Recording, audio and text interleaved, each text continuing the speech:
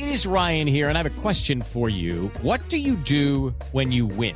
Like, are you a fist pumper, a woohooer, a hand clapper, a high fiver? I kind of like the high five, but if you want to hone in on those winning moves, check out Chumba Casino. At ChumbaCasino.com, choose from hundreds of social casino-style games for your chance to redeem serious cash prizes. There are new game releases weekly, plus free daily bonuses. So don't wait. Start having the most fun ever at ChumbaCasino.com. No purchase necessary. VGW. Void where prohibited by law. See terms and conditions. 18 plus. Hey, what's happening, Tony? Hey, what's up, man, Gentry? Thanks for your time. So let me tell you where. Can I tell you where I am, though? I'm on the Acela going to Washington. A friend of mine's sick. I'm going down to see him. So I jumped on the train this morning. I'm probably driving everybody crazy around me, but in any case, here I am. So in case you hear an announcement, you know what that is. No worries, Tony. It's probably a great time to be on a train up there in the Northeast. I know that the weather's finally starting to heat up, and I know you've been preparing for this show, hitting a stage near you. You'll be performing in Philadelphia, New York City, Ohio. You can find out more on how to get tickets by going to TonyDanza.com, but you perform songs from the Great American Songbook. This music came out during the Great Depression. We were at war. People were sad. This would boost morale. Do you feel like this music boosts your morale, Tony, when you're performing it? Well, it's funny you mention that, but I say this in the show. It's that I love the music.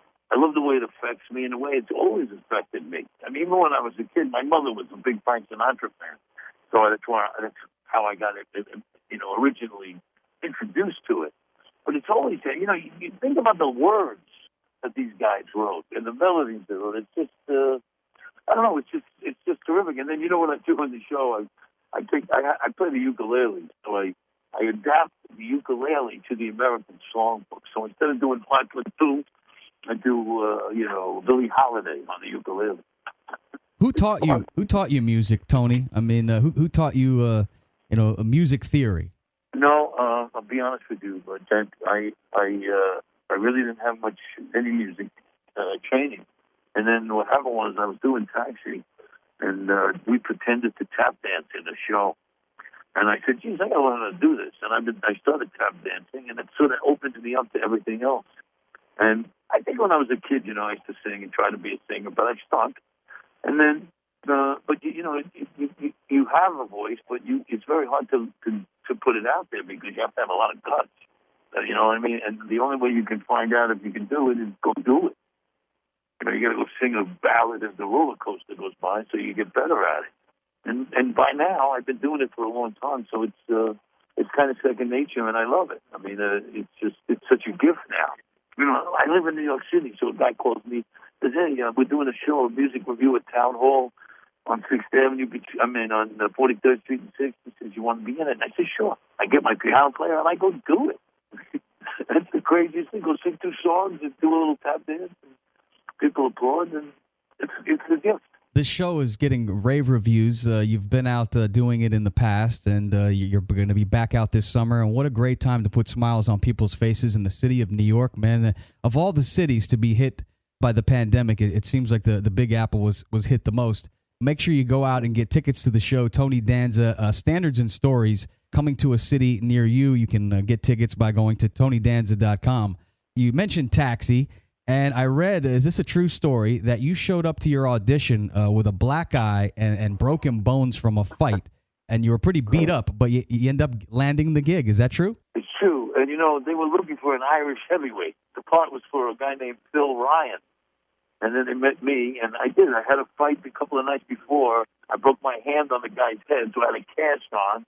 I had a black eye, looked like a fighter, and Jim Brooks, luckily for me, decided he was going to make it an Italian middleweight rather than an Irish heavyweight. So, yeah, that really is the seminal moment in my life, meeting him and having him decide this is, you can be in the show. I mean, I was literally fighting an 8-rounder, a couple of weeks before I was in the best show on TV. That's amazing. You being a fan of boxing and, of course, being a professional boxer, what do you make of the state of boxing? It seems like the only boxing we're watching nowadays are YouTubers fighting celebrities. What happened to the great days of Rocky Marciano, of course, Sonny Liston and Muhammad Ali? What do you make of the sport of boxing right now? Well, I don't know. I have mixed emotions about it, because I know now, I think we've all woken up to the dangers of it. You know, the three greatest fighters of all time, Muhammad Ali, Joe Louis, and Sugar Ray Robinson, all were, totally damaged when they died. Louis and Robinson didn't know where they were, and worse, Ali knew where he was. So I don't know. I think also there really aren't the great personalities out there. There's a lot of good fighters. David Benavidez guy is great. The kid who just beat Canelo the other night, Bivol, very good fighter.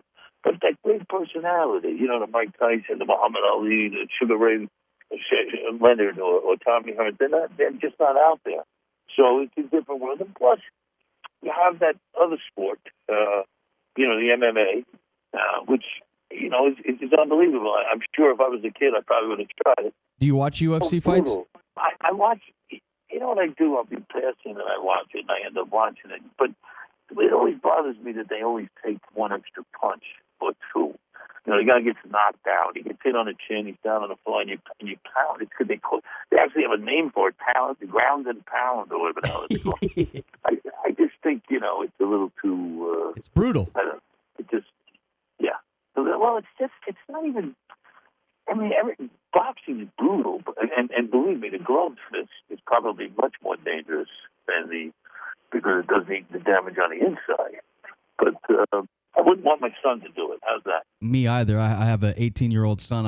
I'm with you. We're talking to the great Tony Danza. He was on some of TV's most successful sitcoms of all time.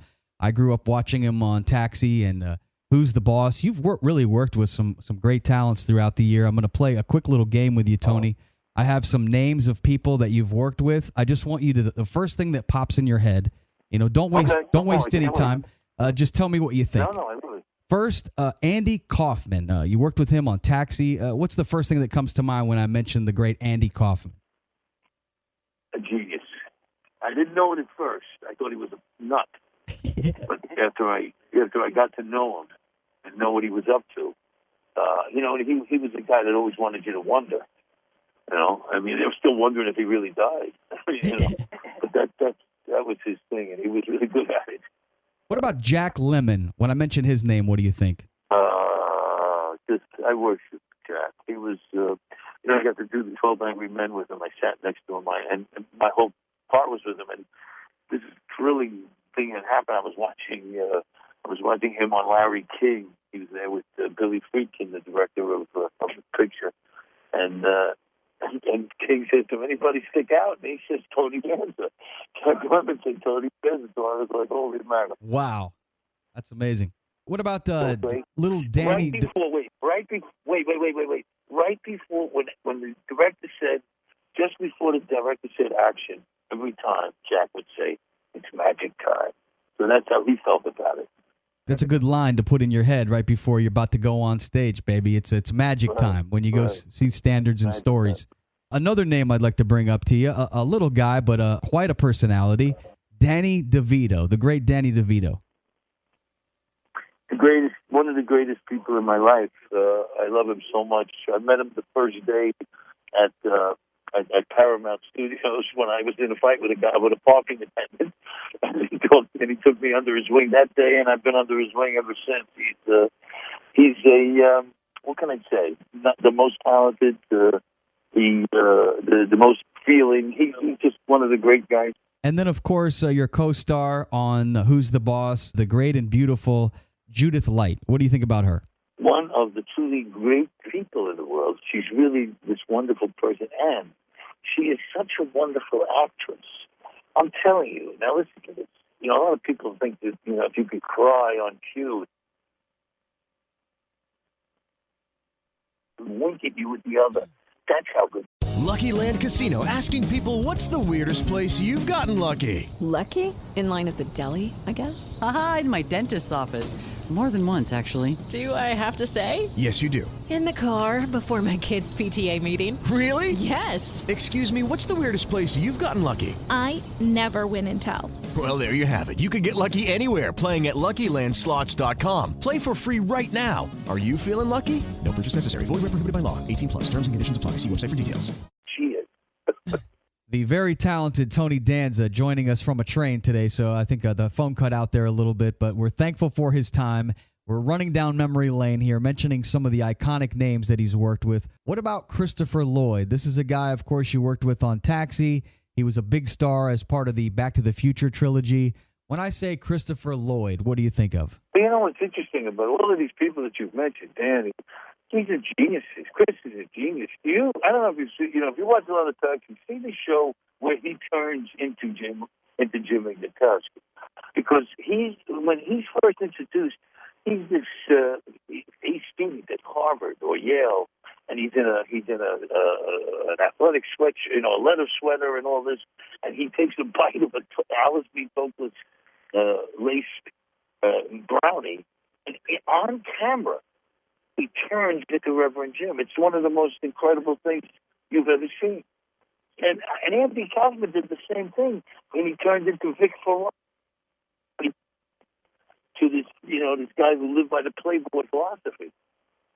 Yeah, he could make characters really come alive, Christopher Lloyd. And then, Hello, it is Ryan, and I was on a flight the other day playing one of my favorite social spin slot games on ChumbaCasino.com. I looked over at the person sitting next to me, and you know what they were doing? They were also playing Chumba Casino. Coincidence? I think not. Everybody's loving having fun with it. Chumba Casino is home to hundreds of casino-style games that you can play for free anytime, anywhere, even at 30,000 feet. So sign up now at ChumbaCasino.com to claim your free welcome bonus. That's ChumbaCasino.com and live the Chumba life. No purchase necessary. VGW. Void were prohibited by law. See terms and conditions. 18+. Such a doll, Tony. I know that you've had some beautiful wife in your life and women in your life, but I'm surprised that in 1980 you did not fall in love, and maybe you did, and you want to confess this here on the show, but Michelle Pfeiffer in the movie Hollywood Nights, you two were both young, you were both beautiful.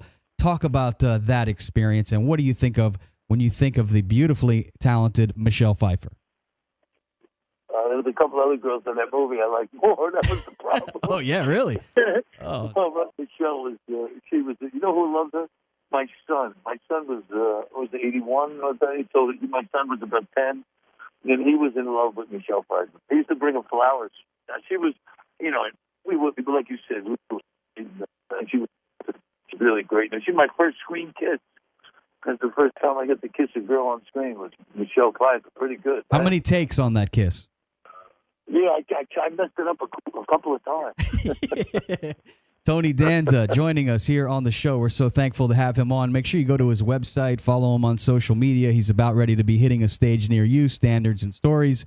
The last name I'd like to bring up is a name that we associate you with quite a bit, Alyssa Milano. She played Samantha, your daughter, on the show Who's the Boss. She's been quite an advocate for women's rights and, fighting for what she believes in, and oftentimes spending her own money doing it. What do you think of when I mentioned the great Alyssa Milano? Commitment. I mean, we have a person here. She's been this way all her life. When she was 10 years old, she was that way, and she is somebody who speaks her mind. Somebody who, I don't have to tell you that, but somebody who wants to leave the world a little better than she found it. And I think we all. There's an announcement. We're pulling into Philly. Stop off and have a cheesesteak.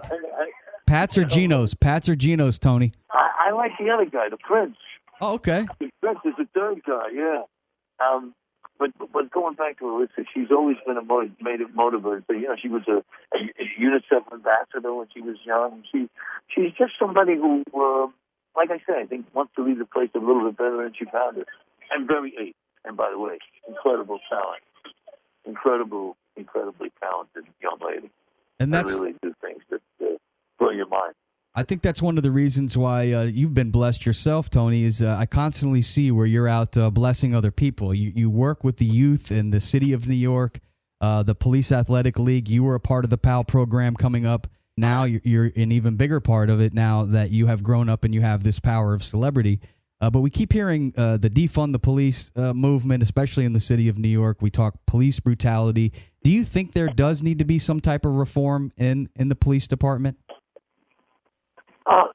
If you don't get me wrong, we're not defunding the police. That's a silly idea. But if you see some of, and this came out, this has been documented, and the police department itself has documented some of the stuff that the police did during the demonstration. You know, they're just we have to find some kind of balance. You know, one of the things we do with the PAL acting program is we try to put the kids and the police department together so that you demystify people. We have a thing called the Cops and Kids Chorus, and you have to see the cops and kids together. You know, but they know each other as people, not as this blue uniform or this hoodie. You know, they know each other. There's no stereotype. There's a person, and I see the humanity, and that's what we need to do. And the police department has to be part of that. That's one of the things that I keep encouraging the police department. And we have a guy there now. His name is Kevin O'Connor. He's the assistant commissioner for youth services, and he's going out of his way to encourage police officers to get involved with the kids, because we don't have. Pal used to be told. I remember my cop now. The guy, his name was Sergeant Mahoney. You know, you had this communication with them, this interaction with them, which they don't have anymore. You know, and so we're trying very hard to do that, and we're having some success. Yeah, one thing I think that the police officers need to do a better job of. You were a former wrestler and fighter. It seems like they need to spend some more time maybe learning hand-to-hand combat, because a lot of them seem to want to quickly go to their weapon when they fear themselves and their own life, which I can understand. But maybe if they knew that, guillotine, like you knew, maybe they could put somebody in a guillotine and put them to sleep before pulling the trigger. Well, remember, you're not allowed, if you're a police officer, you're not allowed to use a chokehold. So that's number one. But no, you know what I think?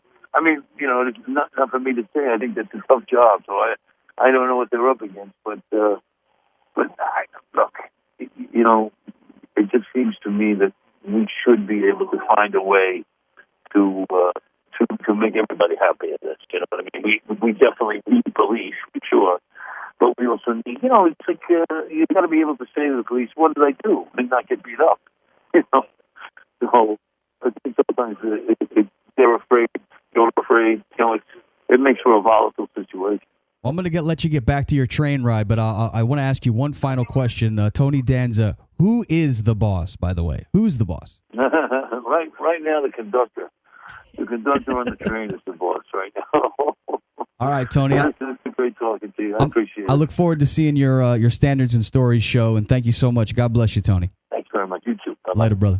Hey guys, it is Ryan. I'm not sure if you know this about me, but I'm a bit of a fun fanatic when I can. I like to work, but I like fun too. It's a thing. And now the truth is out there. I can tell you about my favorite place to have fun. Chumba Casino. They have hundreds of social casino style games to choose from with new games released each week. You can play for free anytime, anywhere. And each day brings a new chance to collect daily bonuses. So join me in the fun. Sign up now at ChumbaCasino.com. No purchase necessary. VGW Group. Void where prohibited by law. See terms and conditions. 18+.